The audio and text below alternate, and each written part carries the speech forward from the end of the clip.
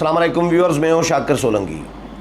Viewers, PTI हुकूमत ने opposition के साथ जो मफाहमत की थी, तो हम पहले दिन से ये कह रहे थे कि पीटीआई हुकूमत मुकर सकती है इस मफाहमत से।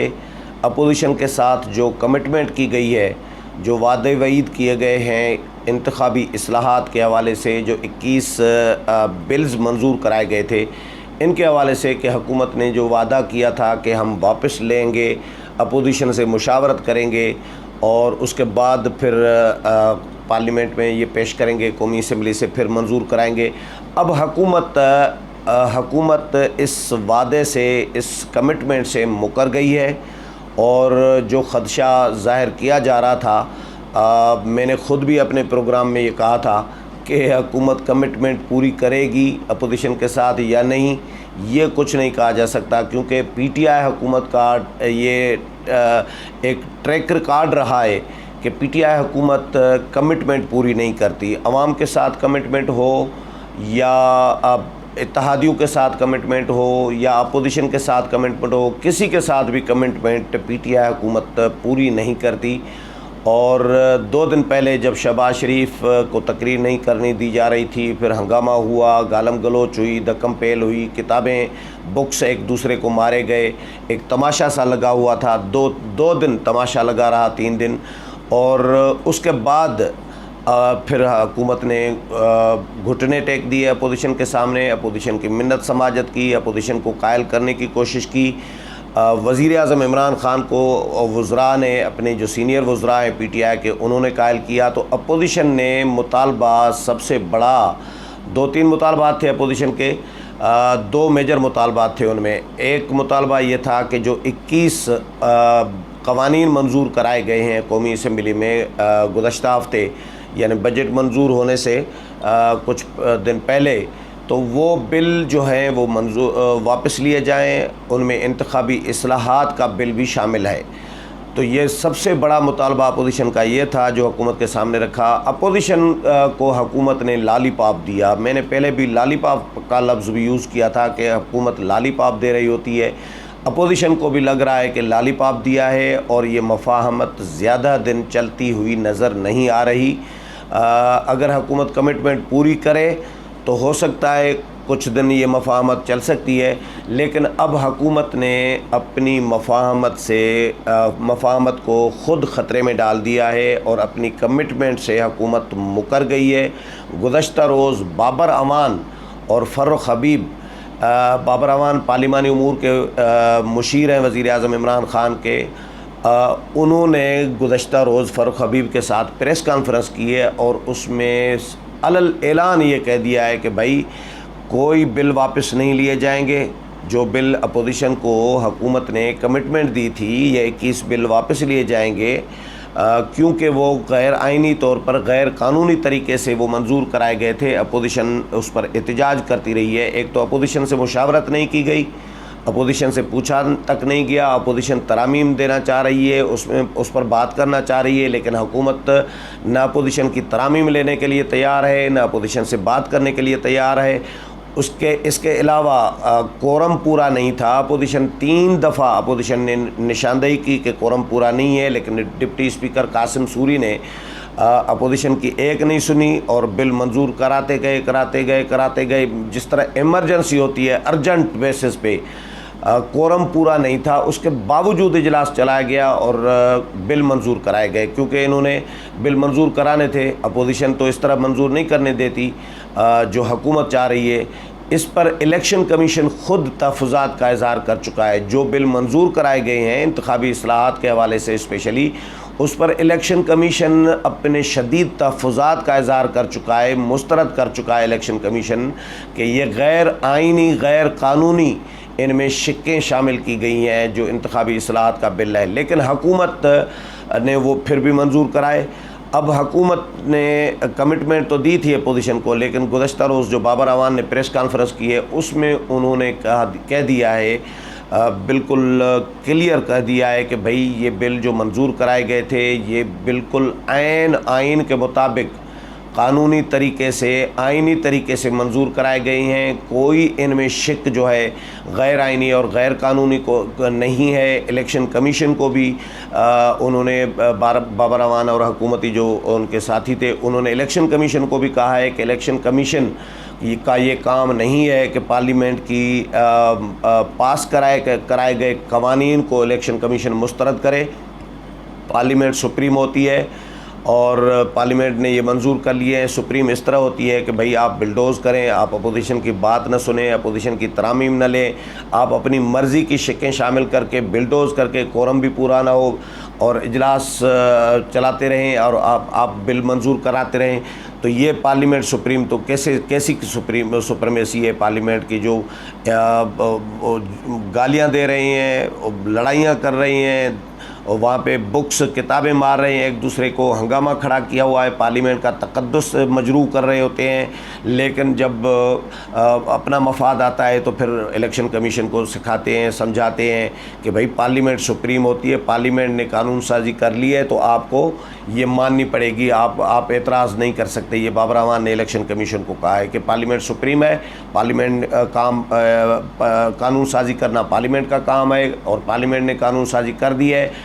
स्पीकर ने, डिप्टी स्पीकर ने जो इजलास चलाया था, ये बाबर अवान का कहना था कि डिप्टी स्पीकर ने जो उस दिन इजलास चलाया था 10 तारीख को, वो बिल्कुल ऐन आइन के मुताबिक चलाया था, कोई गैर आइनी इजलास नहीं था, कोरम भी पूरा था। ये बाबर अवान क्लेम कर रहे हैं। तो बिल्कुल आइनी तरीके से ये बिल मंजूर हुए हैं, कानूनी तरीके से मंजूर हुए हैं। अपोजिशन को ये गलत फहमी नहीं होनी चाहिए कि बिल मंजूर जो हो गए हैं तो वो वापस लेगी हुकूमत, बिल्कुल वापस नहीं लेंगे। ये बिल अगले प्रोसेस में चले गए हैं, यानी जो बिल मंजूर होते हैं, कौमी असम्बली से मंजूर हुआ है तो अब ज़ाहिर है सेनेट से मंजूर होना है, ये प्रोसेस होता है। उसके बाद सदर ममलिकत दस्तखत करते हैं, जब दोनों ऐवानों से मंजूर हो जाता है बिल तो बाबर अवान का कहना है कि भाई ये 21 ही बिल कानूनी तरीके से, आइनी तरीके से मंजूर हुए हैं। इजलास भी आइनी तरीके से चला था, कोरम भी पूरा था और अब ये बिल आगे चले गए हैं। ये वापस लेने का कोई हमारा ऐसा इरादा नहीं है, फ़ैसला नहीं हुआ, तो हम नहीं लेंगे वापस। तो हुकूमत ने एक तरफ अपोजिशन के साथ वादा किया, कमिटमेंट की कि भाई हम बिल वापस ले रही हैं, जिसकी बुनियाद पर अपोजिशन जमातों ने डिप्टी स्पीकर कासिम सूरी के ख़िलाफ़ तहरीक अदम एतमाद वापस ले ली और अपोजिशन ऐवान में आकर बैठी है। पुरअमन तौर पर खुशगवार माहौल में इजलास 2 दिन चला है, कल और आज 2 दिन इजलास चल चुका है खुशगवार माहौल में। शहबाज शरीफ ने तकरीर भी की और वो तो चले हंगामा आराई में की थी, उसके बाद बिलावल भुट्टो की तकरीर पुरअमन तौर पर हुई है एक खुशगवार माहौल में। अब अपोजिशन को जो लालीपाप दिया था उससे हुकूमत तो मुकर गई है, लेकिन कमिटमेंट हुई थी स्पीकर असद कैसर की सरबराही में, उन पर हुकूमत ने ट्रस्ट किया था। स्पीकर को बार बार अपोजिशन वार्निंग देती रही है कि भाई आप स्पीकर बन के दिखाएँ, आप कठपुतली न बने, आप सहूलतकार न बने PTI के, और आप अपना अख्तियार जो है वो इस्तेमाल करें, ऐवान को सही तरीके से मुनसिफाना तौर पर, गैर जानिबदाराना तौर पर चलाएं। स्पीकर बयानात भी जारी कर रहे हैं कि जी मेरे पे इल्ज़ामात लगाए जा रहे हैं और कि मैं जानिबदारी का किरदार अदा कर रहा हूं, तो ऐसी कोई बात नहीं है। मैं बिल्कुल ऐवान को गैर जानिबदार तरीके से चला रहा हूं। मैं कस्टोडियन हूं पूरे हाउस का, जिस तरह का PTI के लोगों का मैं स्पीकर हूं, अपोजिशन के लोगों का भी, अपोजिशन अरकान का भी इसी तरह का ही मैं स्पीकर हूं। ये स्पीकर वजाहती बयानात जारी कर रहे हैं, लेकिन हुकूमत ने स्पीकर की लाज क्या रखी है कि स्पीकर ने कमिटमेंट कराई है, हुकूमत की जानिब से वज़रा को बिठा के अपोजिशन के साथ ये कमिटमेंट कराई है कि हम बिल वापस लेंगे। इसी बुनियाद पर अपोजिशन ने तहरीक अदम एतमाद कासिम सूरी के ख़िलाफ़, डिप्टी स्पीकर के ख़िलाफ़ वापस ली। अब हुकूमत मुकर रही है, तो स्पीकर की जो कमिटमेंट थी, स्पीकर की जो ज़ुबान थी, जो अपोजिशन ने ट्रस्ट किया है स्पीकर पे, तो उसका क्या बनेगा। स्पीकर की भी हुकूमत लाज नहीं रख रही होती। पहले भी इसी तरह के इक़दाम हुकूमत करती रही है, ये कोई पहली दफ़ा स्पीकर के साथ हुकूमत स्पीकर को मिसयूज़ नहीं कर रही, पहले भी मिसयूज़ करती रही है। स्पीकर को पहले भी कई दफ़ा कहा गया कि एक दफ़ा कहा गया था कि भाई कोरोना के हवाले से एक पार्लिमानी कमेटी कायम करें और अपोजिशन से तजावीज़ लें। स्पीकर ने पार्लिमानी कमेटी कायम की, अपोजिशन को बुला लिया, इजलास बड़ा बुला लिया। उसमें वज़ीर आज़म इमरान खान वीडियो लिंक पे थे, शहबाज शरीफ अपोजिशन लीडर वीडियो लिंक पे थे, बिलावल भुट्टो जरदारी वीडियो लिंक पे थे। बाकी जो PTI, नून लीग, JUI और पीपल्स पार्टी के जो मेंबरान थे, रहनुमा थे, वो स्पीकर के साथ पार्लियामेंट हाउस में मौजूद थे इजलास में। ये 3 रहनुमा जो हैं, बिलावल भुट्टो जरदारी, शहबाज शरीफ और वज़ीर आज़म इमरान खान, ये वीडियो लिंक पर थे। वज़ीर आज़म ने अपनी तकरीर करके चल दिए और अपोजिशन ने एहतजाज किया। शहबाज शरीफ ने भी, बिलावल भुट्टो ने भी, कि भाई हम आए थे इजलास में कि वज़ीर आज़म को तजावीज़ देंगे, हम कोई वज़ीर आज़म का लेक्चर या तकरीर सुनने तो नहीं आए थे कि वो अपनी तकरीर करके लेक्चर दे के वो चले गए। हमारी बात, हमारी तजावीज़ किसको हम सुनाएंगे? तो फिर वो बाइकाट करके चले गए थे, शहबाज शरीफ भी, बिलावल भुट्टो जरदारी भी।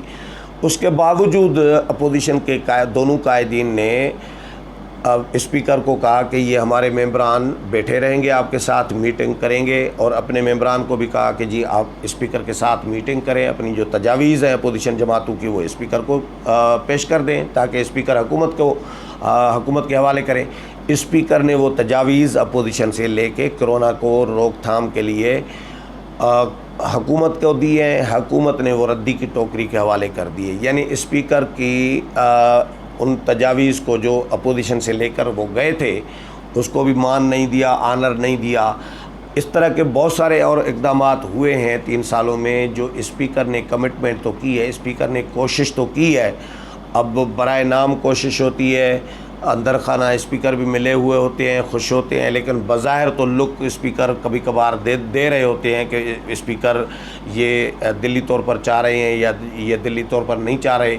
तो स्पीकर ने बहरहाल अभी भी कमिटमेंट दी अपोजिशन जमातों को, वज़रा को बिठाकर, परवेज़ खट्टक और बाकी लोग जो हैं उनको बिठाकर अपोजिशन के साथ कमिटमेंट की कि बिल वापस लेंगे। लेकिन अब हुकूमत उससे मुकर गई है, हुकूमत धोखा कर रही है अपोजिशन के साथ, इवन स्पीकर के साथ धोखा कर रही है। तो अब लग रहा है कि ये जो मफाहमत हुई थी हुकूमत और अपोजिशन के दरमियान, ये मफाहमत हुकूमत ख़ुद इसको ख़तरे में डाल रही है। और वज़ीर आज़म ने तो अभी तकरीर की नहीं है, शहबाज शरीफ अपोजिशन लीडर तकरीर कर चुके हैं शोर शराबे में, हंगामे में, और बिलावल भुट्टो जरदारी भी तकरीर कर चुके हैं। अपोजिशन के 2 आम रहनुमा तो तकरीरें कर चुके हैं। अब कुछ पार्लिमानी और रहनुमा हैं, मौलाना असद महमूद, सरदार अख्तर मेंगल और कुछ और रहनुमा हैं, अमीर हैदर होती, इनकी तकारीर होनी है। लेकिन सबसे बड़ी तकरीर तो वज़ीर आज़म की होनी है। तो वज़ीर आज़म की तकरीर कैसे अपोजिशन करने देगी जब तक अपोजिशन के साथ कमिटमेंट पूरी नहीं की जाएगी? तो ये हुकूमत ने पैंतरा बदल लिया है। हुकूमत अपनी कमिटमेंट पर पूरी पहले भी नहीं उतरती और अब भी हुकूमत कमिटमेंट पर पूरी नहीं उतर रही। मुझे याद है हुकूमत का एक और इक़दाम इसी तरह का ही कि जब कुछ अहम इम्पॉर्टेंट बिल थे, आर्मी चीफ़ के एक्सटेंशन का मामला था, FATF का मामला था, तो उसमें भी अपोजिशन ने जो तजावीज़ दी थी हुकूमत को, तो हुकूमत ने अपोजिशन को बदनाम करना शुरू कर दिया कि जी ये अपना NRO मांग रहे हैं, ये अपनी जरदारी साहब का, नवाज़ शरीफ का, शहबाज शरीफ का, इनके मुकदमात का ख़ात्मा चाहते हैं, और ये जो तजावीज़ दे रहे हैं मनी लॉन्ड्रिंग के हवाले से, और ये इस तरह का NRO है, वो अपना फ़ायदा सोच रहे हैं। अपोजिशन को बदनाम किया। हालांकि हुकूमत बिल्कुल नॉन सीरियस होती है। ये सारी कानून साजी जो भी मामलात हो रहे हैं, बजट भी मंजूर हो रहा होता है या हो रहा है जो भी, तो ये हुकूमत को लाने वाले करा रहे हैं। यानी जो बिल मंजूर कराने हैं, बजट मंजूर कराना है, वो सारा कुछ उन्होंने करना है। हुकूमत बिल्कुल नॉन सीरियस होकर चल रही है, न अवाम के साथ, न कौम के साथ, न पार्लियामेंट के साथ, न अपोजिशन के साथ, न इत्तेहादियों के साथ, किसी के साथ सिंसियर नहीं है, सीरियस होकर नहीं चल रही। नॉन सीरियस, गैर संजीदा रवैया है हुकूमत का। और ये एक दिन कमिटमेंट कर रहे हैं, अभी तो दिन भी नहीं गुजरे, एक दिन कमिटमेंट की है, दूसरे दिन मुकर गई है हुकूमत। बाबर अवान ने गुज़श्ता रोज़ प्रेस कॉन्फ्रेंस की है और उसमें अनाउंस किया है कि भाई हम बिल वापस नहीं लेंगे।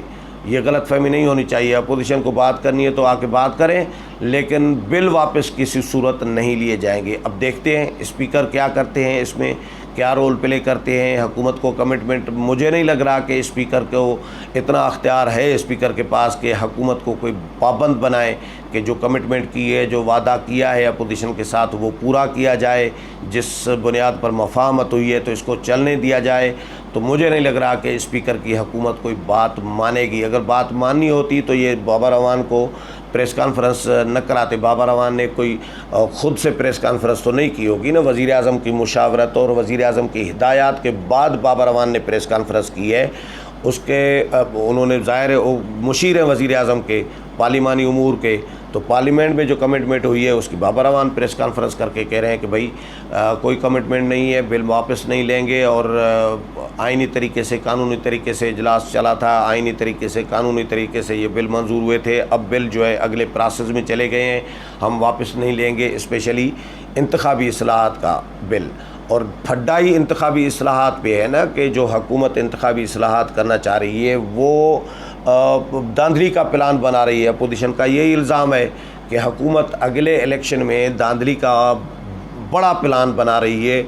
इलेक्ट्रॉनिक वोटिंग मशीन और ये जो भी सिलसिले हुकूमत ने किए हैं, तो इलेक्शन कमीशन ख़ुद रिजर्वेशन शो कर चुका है। अपोजिशन से हुकूमत ने मुशावरत नहीं की, ज़बरदस्ती बिलडोज़ करके पार्लियामेंट को, और ये बिल जो है मंजूर, अपोजिशन को बिलडोज़ करके बिल मंजूर कराए गए हैं। डिप्टी स्पीकर के ख़िलाफ़ तहरीक अदम एतमाद लाई गई अपोजिशन की जानिब से, तो वो हुकूमत ने, स्पीकर ने वापस कराई इसी कमिटमेंट पे। अब देखते हैं अपोजिशन क्या करती है। अपोजिशन यकीनन शिकायत, गिल्ला शिकवा करेगी स्पीकर कौमी असम्बली असद कैसर के साथ, लेकिन स्पीकर क्या करते हैं, क्या रोल प्ले करते हैं हुकूमत और अपोजिशन के दरमियान मफाहमत को बरकरार रखने के लिए। अगर हुकूमत मुकर जाती है, जो जिस तरह बाबर अवान ने ऐलान किया है, तो समझ लें कि मुकर गई है, और तो फिर अपोजिशन का क्या रद्द अमल होगा। ये अब अपोजिशन का अभी तक कोई रद्द अमल बाबर अवान की प्रेस कॉन्फ्रेंस में नहीं आया, लेकिन आज कौमी असम्बली का इजलास है, यकीनन इम्कानात हैं इसके कि बाबर अवान की प्रेस कॉन्फ्रेंस का कोई ना कोई तो मामला उठाएगा अपोजिशन की तरफ से कि भाई एक तरफ आपने कमिटमेंट की है, दूसरी तरफ आपके वज़ीर आज़म के मुशीर जो है प्रेस कॉन्फ्रेंस करके ऐलानात कर रहे हैं कि भाई हम बिल वापस नहीं लेंगे, और आइनी तरीके से बिल मंजूर हुए हैं, कानूनी तरीके से मंजूर हुए हैं, इजलास भी कानूनी तरीके से चला है। तो इसकी वजाहत की जाए, हुकूमत से वजाहत तो अपोजिशन मांगेगी, लेकिन हुकूमत अगर समझ लें कि अगर इंतखाबी इस्लाहात के बिल वापस नहीं लेती तो भी ये मफाहमत, मुझे नहीं लग रहा कि मफाहमत आगे चल सकती है। उम्मीद है प्रोग्राम पसंद आया होगा। अगले प्रोग्राम में फिर मुलाकात होगी, तब तक इजाज़त चाहता हूँ। अल्लाह हाफ़िज़।